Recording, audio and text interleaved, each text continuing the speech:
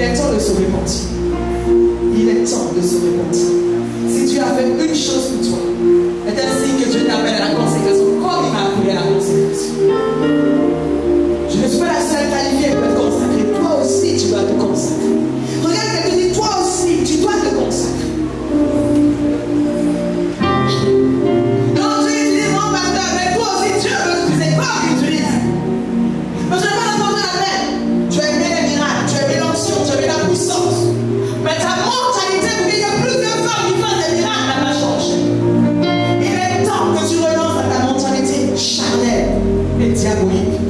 Parce que la chair n'est pas dans du diable. Quand la chair ne peut pas, il y a toujours le diable qui s'approche. Femme, ce soir, je t'explique le manteau qui est sur moi. C'est de changer ta mentalité. Pour que toi-même tu sois l'opératrice des miracles et des signes. Ce que Dieu fait avec moi, il peut le faire avec toi. Et il peut le faire avec toi. Mais il attend que tu changes de mentalité. Tout est possible à la femme qui se donne à Dieu. Tout est possible à la femme qui se consacre à Dieu. Ta situation ne changera pas si ta mentalité ne change pas. Au lieu de chercher les miracles, cherche la mentalité du Saint-Esprit. Pour être des productrices de miracles dans nos familles, dans nos maisons, dans nos foyers. Dieu ta soeur, c'est une question de mentalité. Dieu ta soeur, c'est une dire chante de regarder à quelqu'un, c'est une question de mentalité. Regarde, ta mentalité doit changer. Dis à personne, ta mentalité doit changer. Et l'option du Saint-Esprit est là ce soir pour briser le joug. J'ai été équipé pour changer ta mentalité.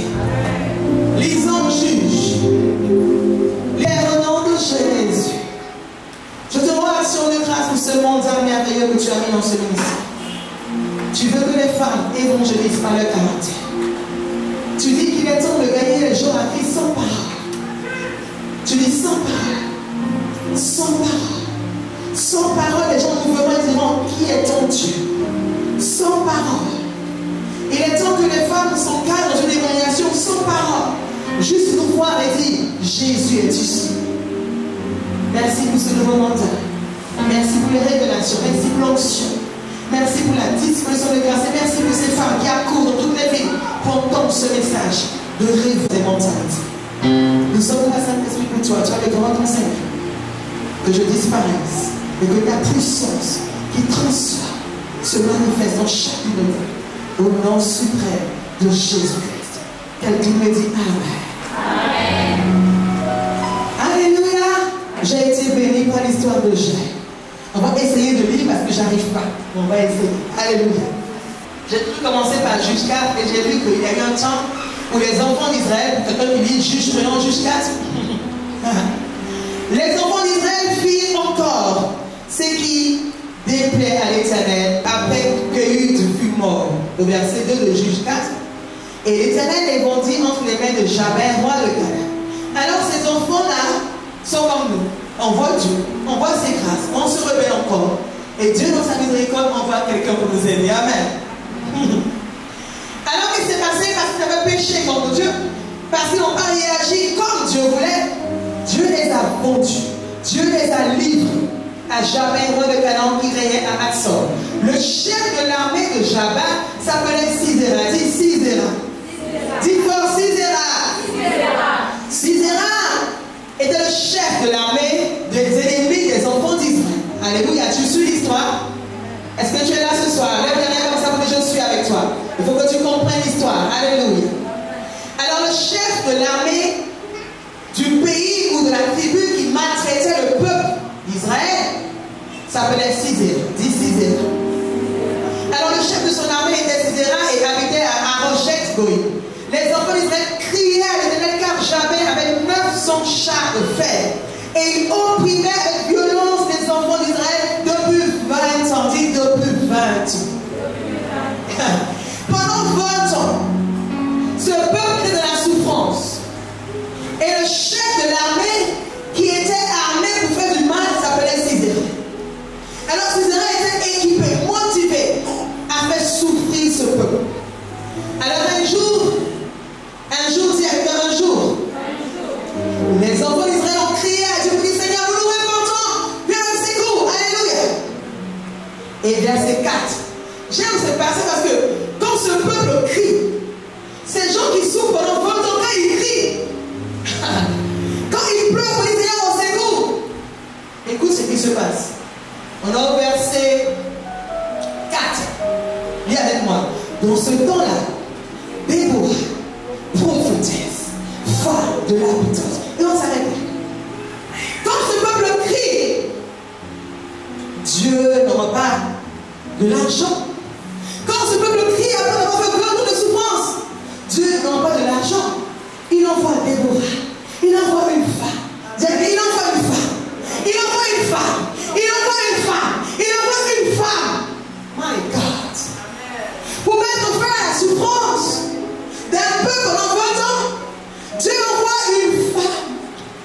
Pour arrêter la stratégie du diable, Dieu envoie Marie. Et par Marie, il a envoyé Jésus-Christ. Dieu a besoin des femmes pour arrêter l'oppression du diable. Tu amènes le diable.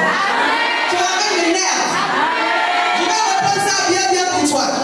Je dis, quand Dieu veut arrêter la misère de l'humanité, il dit, quelle femme va porter mon fils? Et Marie se dispose.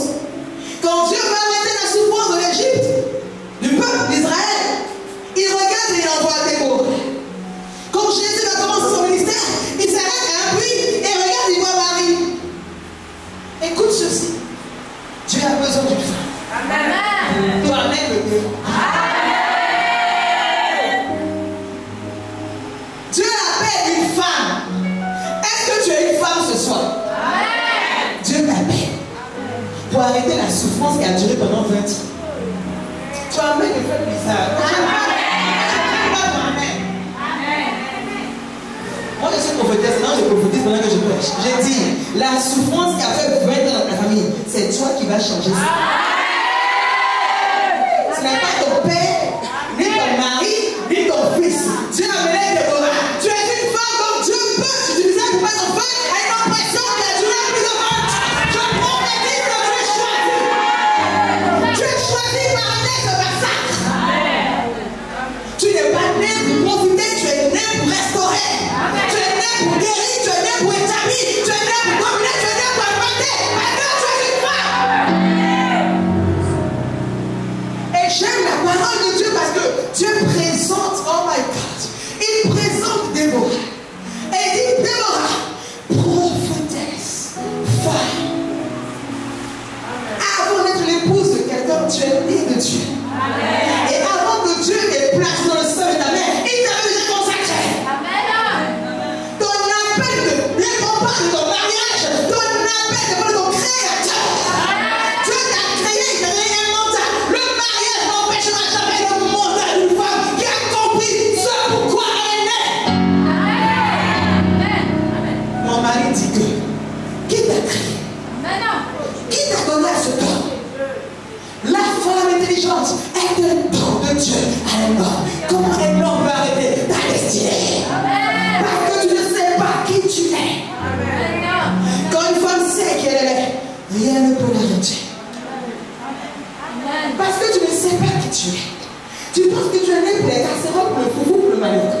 Moi je sais qui je suis. Je suis né pour arrêter les œuvres du diable.